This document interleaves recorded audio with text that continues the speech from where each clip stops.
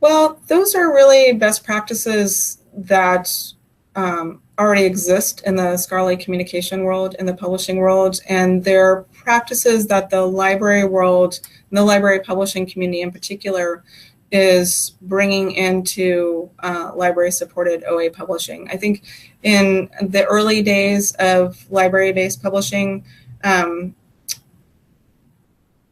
we recognized there was a recognition that there were a lot of very smaller niche journals that needed to get going, and there wasn't as much of a focus on getting included in some of these more traditional services that were associated with commercial publications. There was a lot of experimentation going on. I think it was early days, and it was important just to get these journals up and running.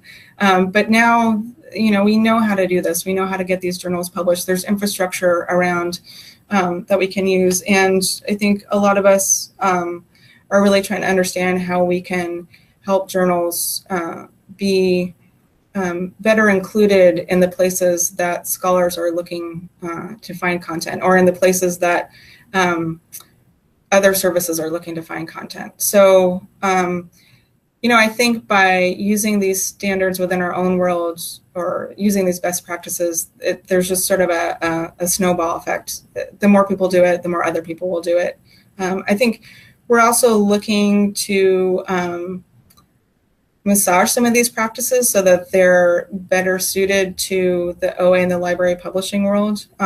So, for instance, a big change that happened a couple years ago was that Crossref is now accepting DOIs minted by other entities, and it's including those DOIs and the associated metadata in its services. So at the CDL, we have a service called EasyID, and we use that for the journals in eScholarship that want to have DOIs.